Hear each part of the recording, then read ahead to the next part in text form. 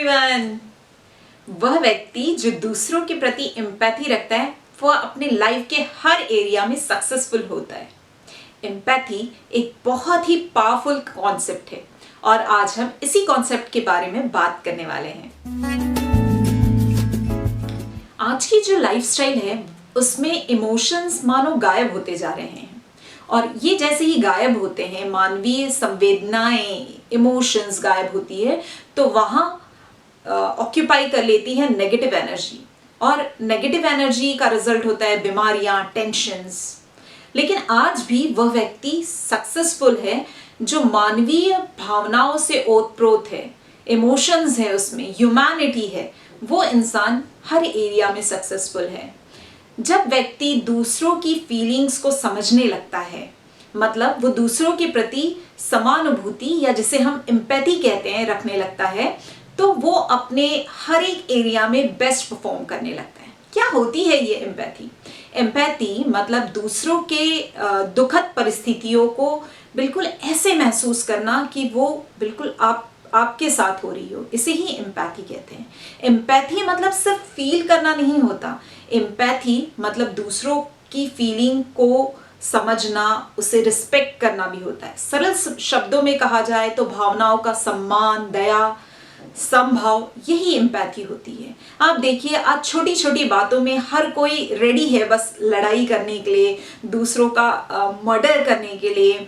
ये क्यों होता है? क्योंकि हम दूसरे के फीलिंग्स को, इमोशंस को समझ नहीं पाते। जब हम खुद को दूसरे के शूज में रख के किसी परिस्थिति को समझने की कोशिश करेंगे, तब हम एक्चुअली जान पाएंगे कि दूसरा कैसा महसूस कर रहा है, कैसा सोच रहा है।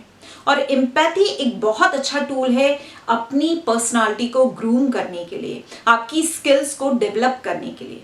जैसे हम बच्चों को अलग अलग वैल्यूज, मॉरल वैल्यूज सिखाते हैं ना, इसी तरीके से आज जरूरत है एम्पैथी को भी हमारी नेक्स्ट जनरेशन तक पहुंचाने की, क्योंकि एम्पैथी उन्हें ग्रूम करेगा, उन्हें एक अच्छा दोस्त, अच्छा लीडर बनाने में हेल्प करेगा।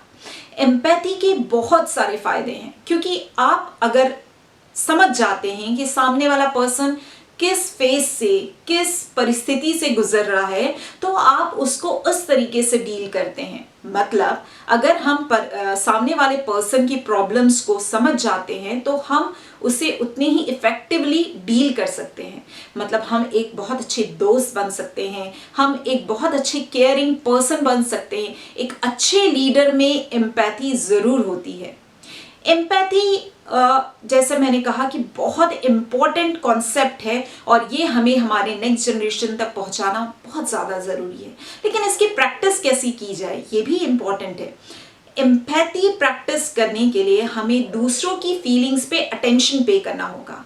इसके लिए हम दूसरों के बॉडी जेस्चर्स, उनकी वॉइस जो टोन है उसको रीड करना चाहिए, उनके फेसेस, उनकी जैसे मैंने कहा बॉडी लैंग्वेज, ये सबको रीड करना स्टार्ट करना चाहिए। इसकी हमें प्रैक्टिस करनी चाहिए।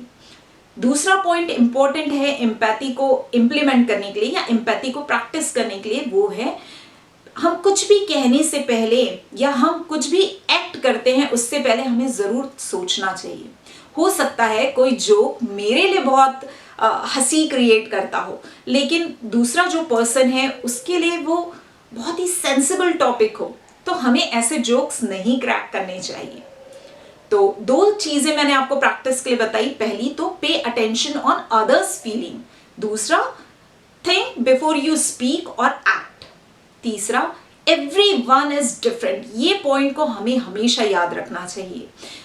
हो सकता है कोई बात मेरे लिए उतनी मायने ना रखती हो, मेरे लिए बहुत ही माइनर सी बात हो, लेकिन ज़रूरी नहीं है दूसरे के लिए वो बात बहुत ज़्यादा क्रूशियल हो सकती है। तो हमें उनका पॉइंट ऑफ व्यू भी दिमाग में रखना चाहिए। एम्पैथी प्रैक्टिस करते करते हम एक दूसरों के लिए बहुत अच्छे मददगार बन सकते हैं।